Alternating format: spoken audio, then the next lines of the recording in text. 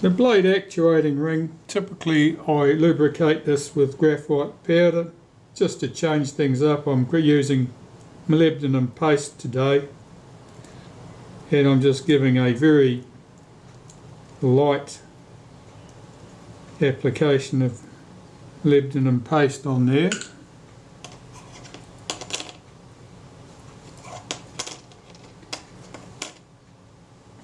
Right, let's get this in position.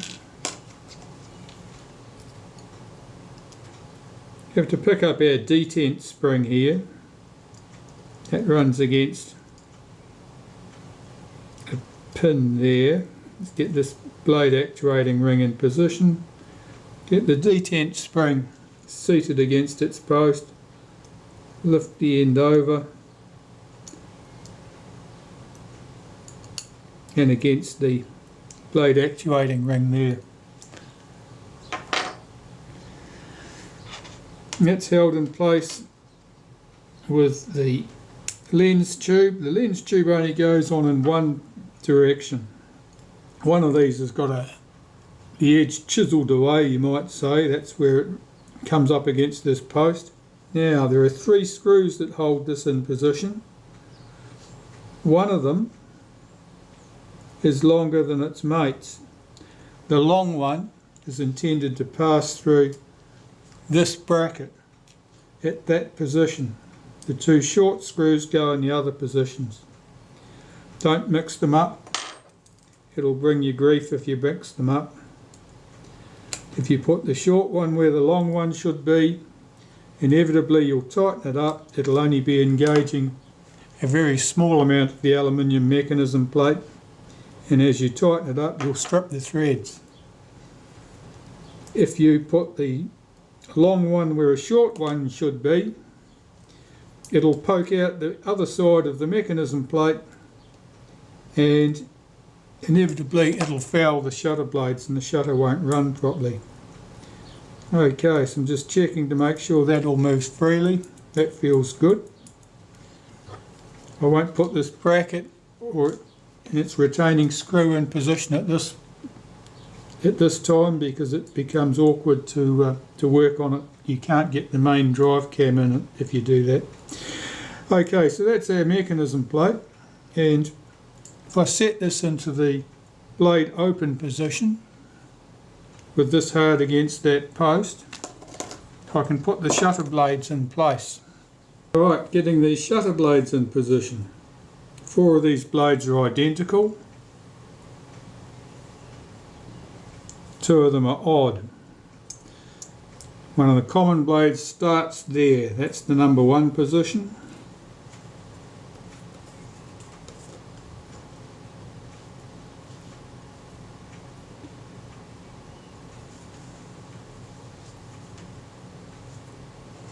The number 2 blade is the one with the steep cutout at the back, and that goes here.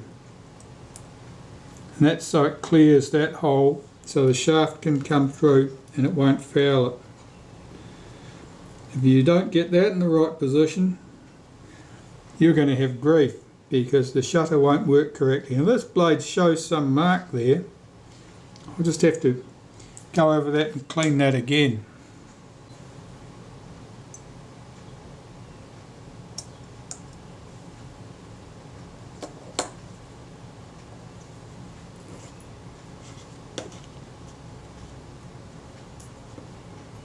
Just having to rotate these shutter blades because I've put them down on the paper the wrong way up. Yeah, that blade's picked up a bit of something too. It must have been off the paper napkin I was using to clean them on. It must have had some contamination on it.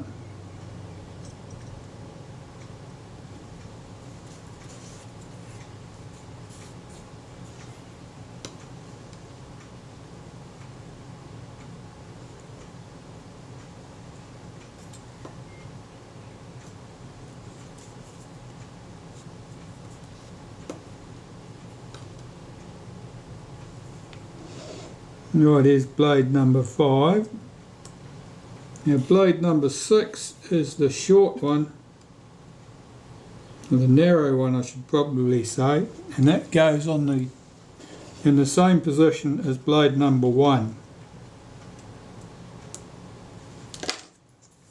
So there's our blades all in position, and I will close those blades very slightly to make it easier to get the case back over the top.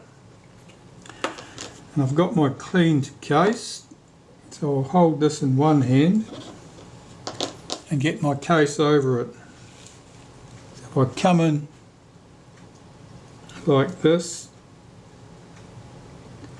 that post on the back of the shutter has to come up through the hole in the case, like that. I'll put that on my block of wood. That looks good. I'm just going to check that the blades open and close, and they do.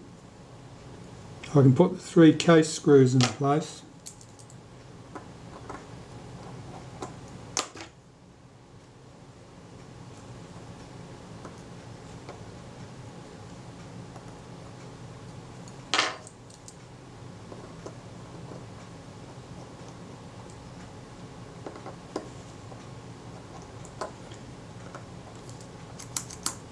Checking everything still moves freely. Tighten up those 3 screws. There we go.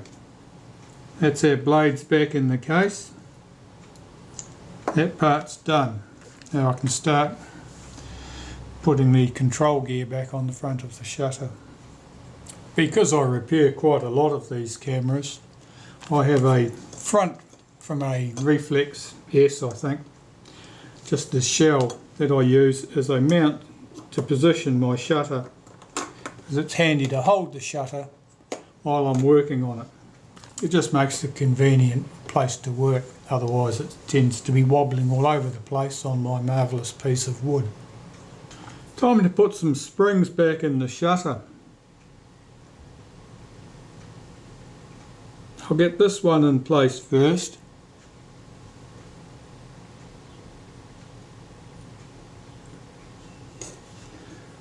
I'll zoom you in a little bit more, sorry about that. Okay, see if I can do this. So I hold a toothpick over the centre of that post so the spring can't get away. Use my tweezers to pick up the end of the spring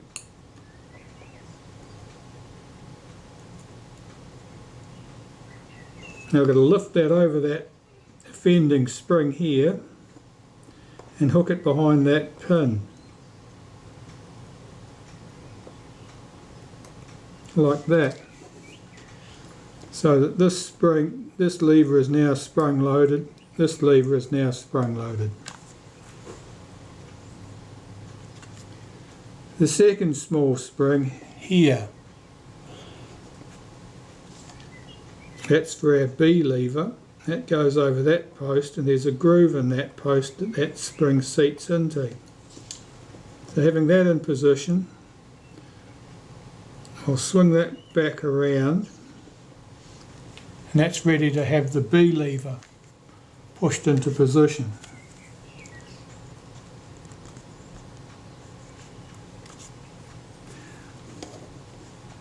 If I hold back this, I should be able to open my blades, move the blade actuating ring to open the blades. I've got my B lever here. I have to hook the notch in the back of the B lever into that spring and pull that into position.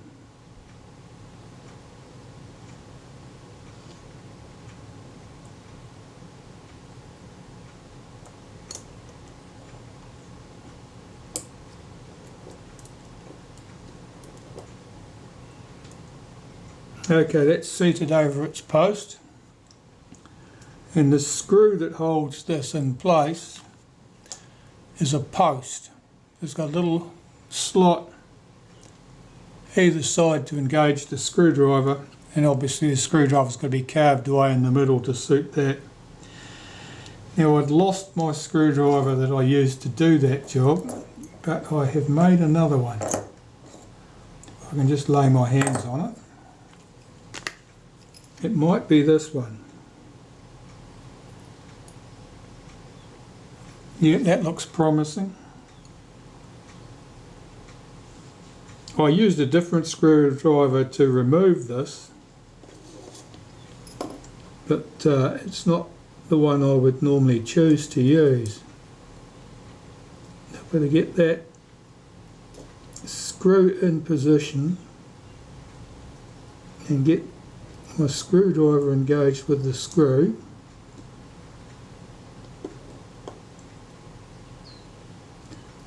Yeah, it's running in.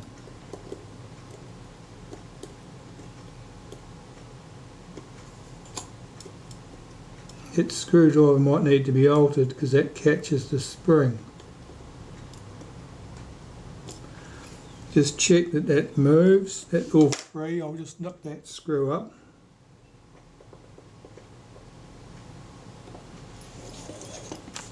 Now the screwdriver, that was just a common cheap screwdriver. I just chose, I've always had plenty of spares of these lying around, as you tend to. All I did was make sure that it was sharpened down to a nice narrow edge, and then I used my Dremel to carve out between the tip so that it would fit down over that post. Honestly, it's the work of about 10 minutes, but it saves you an awful lot of time.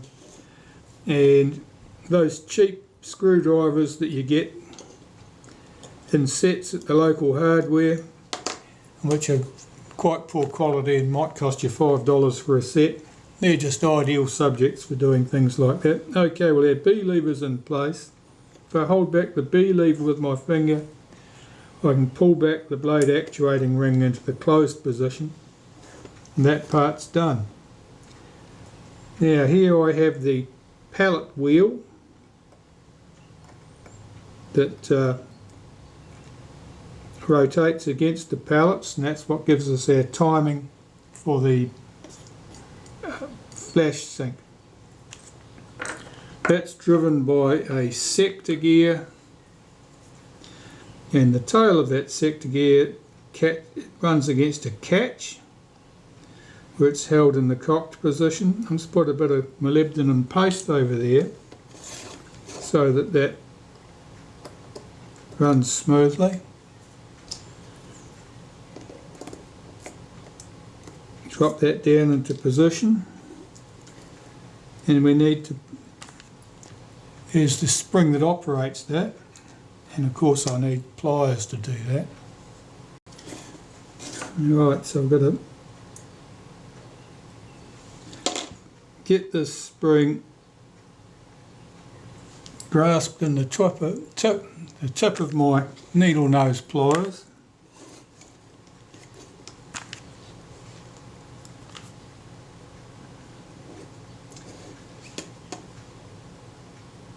Hooks over that post,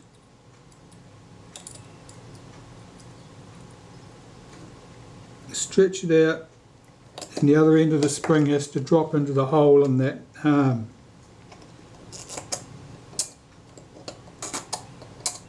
Just checking that that releases fine. When the shutter's cocked, that mechanism gets armed.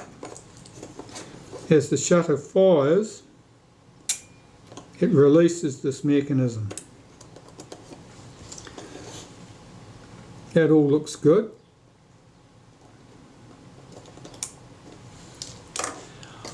There's a couple of spots on the blade actuating ring now. I want to apply some molybdenum paste. So the disposition of graphite of molybdenum paste. Okay, so let's just bring this round here where I can see it.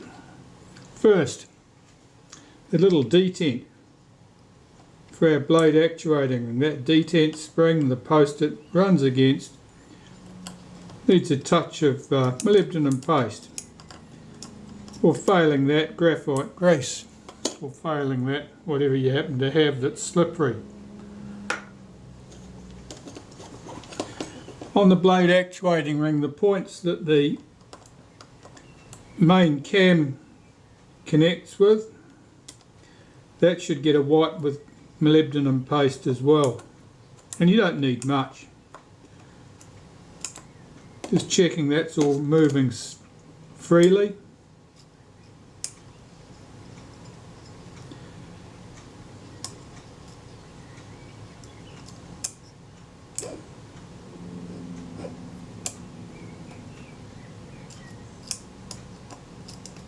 Particularly the detent for the blade actuating ring. If that's left dry, that can be quite a high friction spot.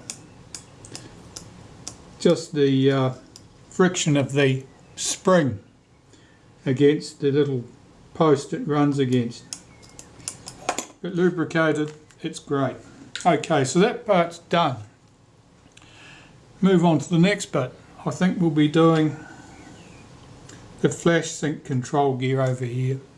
Right, I'm about to put the settings lever for the flash sync or delay action in place. Now the detent spring down inside the case here that the pin runs against, I put a wipe of molybdenum paste there. And on the lever there's these little ratchet teeth. I usually give that a wipe. Got to get this in place on the case. So this little piece with the ratchet teeth needs to be hooked into there. We have to get this around the flash contact.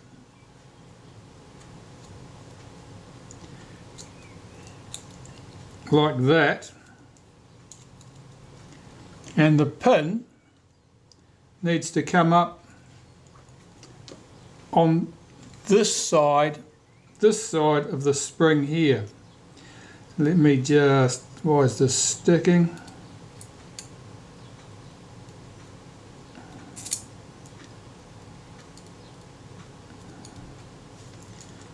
Get this around where I want it.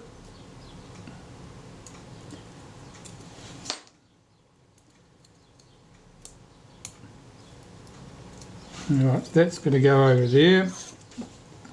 This spring needs to come up over here.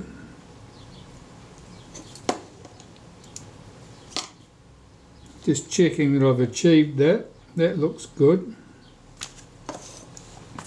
That's held in place with this bracket. This bracket has a little lever on it. It engages with a notch in this piece, and if you don't get it engaged with that notch, if you just have it sitting over the top and you do the screws up, it's not going to go well for you. Now there's 3 screws hold this in place.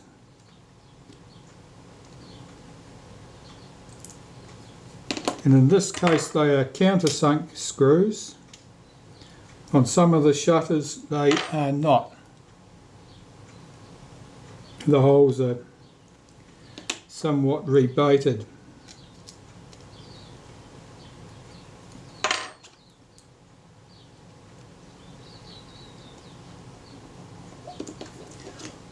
This plate shows much more clearly fingerprints from handling. That's okay, nothing works against that surface. That will cause us no issues at all. Make sure that this lever moves freely and that the setting lever moves freely. That appears to be good.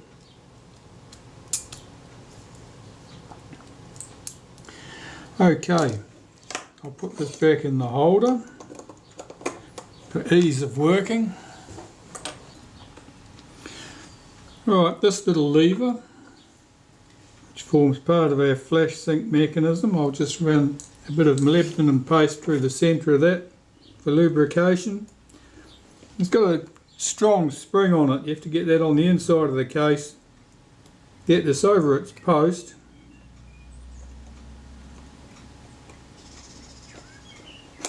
And in position. Of course you couldn't see any of that because my fingers aren't transparent. Sorry about that.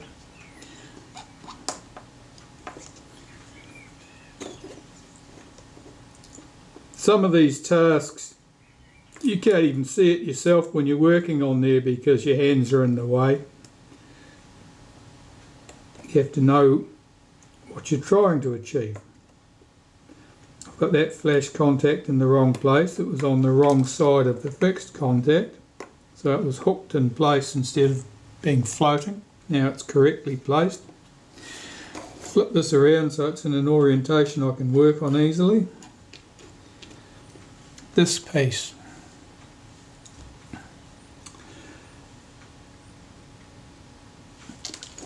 We'll cock this action. Now when this piece goes on, this little arm here should be facing towards the centre of the shutter.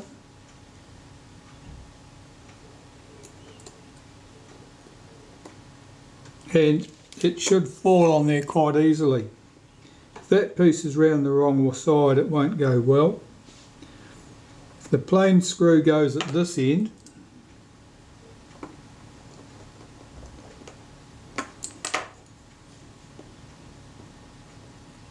The spring goes here, and there's a shoulder screw that holds that spring in place. You need to make sure that the spring runs around the shoulder of the screw, that it doesn't get trapped under the shoulder of the screw.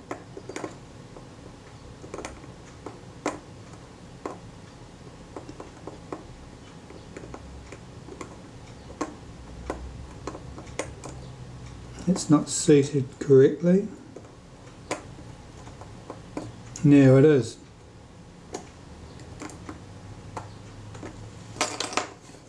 The spring needs to hook behind this arm. It'll lift it up, swing it back, drop it into the notch in the arm. Check the action. That moves nice and freely. That's great. I think I can put the shutter release lever in place now, which is here.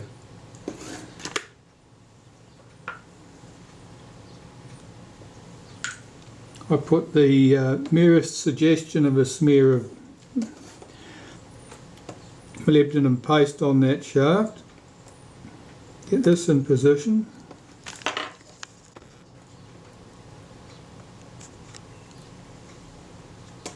Now, the arm needs to be under the B lever because it has to lift the B lever up. The return spring here needs to come all the way over the top of our screw head here and get tucked down on the other side underneath. So the spring comes right round to this side. It doesn't go in against the case here as it would do on a Retina 3C type shutter. That provides more tension, if you like, on the shutter release to lift it. I think main cam next. Well, here's our main cam. Give that a brief wipe down through the centre where it pivots on the post. And on that curved surface, that's where it contacts the retard gear train. I want to make sure that gets some lubrication. And I'll get this situated over its post here in the shutter.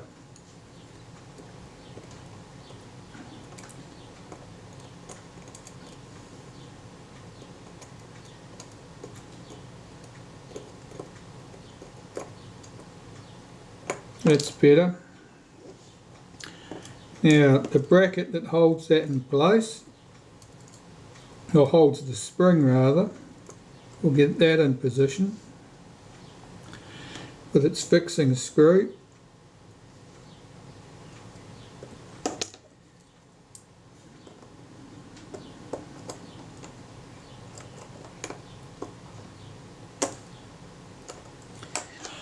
And the spring.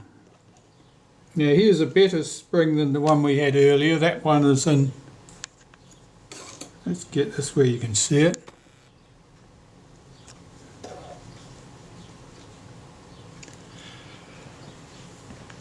This one, as you can see, is far less relaxed. Our upright pin here is round at about the 2 o'clock position instead of round at the 4 o'clock position. That means it's got more tension, particularly in the rest position. which is quite important for making sure that the actions complete smoothly. So this just needs a wipe of molybdenum paste, and I'll fit that into the shutter.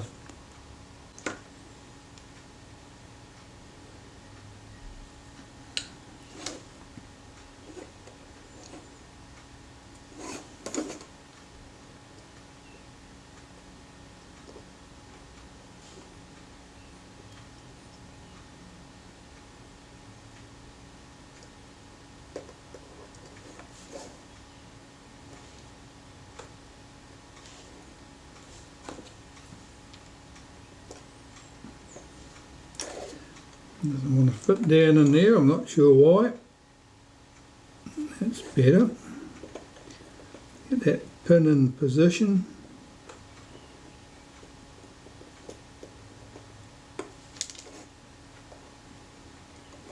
Get the spring hooked into position. So it's seated correctly.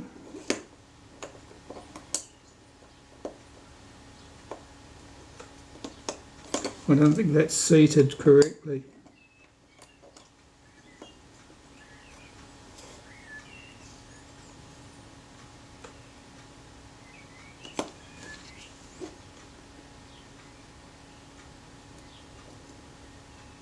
No, it was not. That's better. Now we're in business.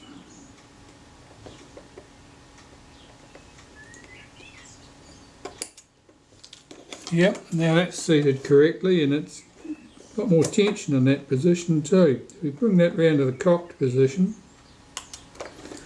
and release the shutter. Hold back this piece that would be held back by the self-timer typically, and the shutter fires nicely. Well, that's good. That looks very good.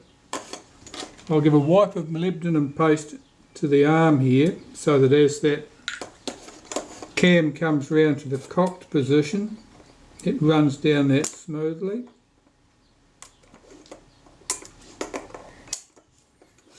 That looks very promising. Well, I think I want the speed trains in place now. The speed trains I have had cleaning in the ultrasonic cleaner in a small jar of naphtha, and that should have flushed out any dust, dirt or old oil.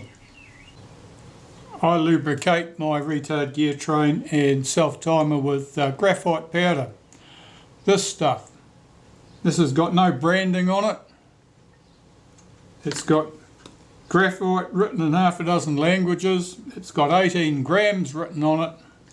And the bottom of the plastic container says Germany, EU, 60 mil. Now, I don't know what brand this stuff is, but this is basically how I expect to see this sold in the hardware stores, and it's great. And a container like that lasts me for decades. To be quite honest, I don't expect to ever have to buy any more of that in my life, since I only bought this recently. So, graphite powder.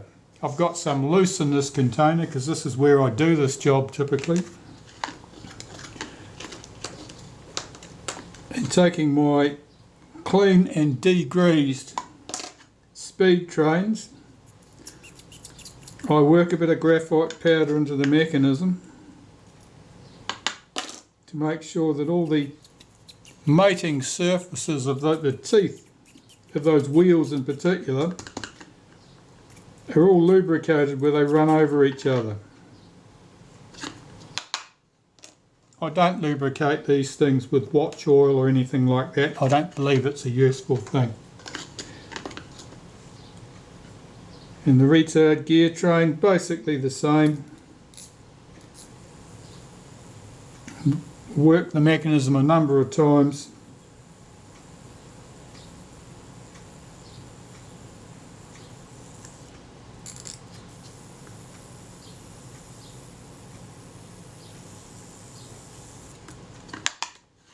Tap that to get rid of any excess, and then blow the excess out of these two speed trains before I put them into the shutter.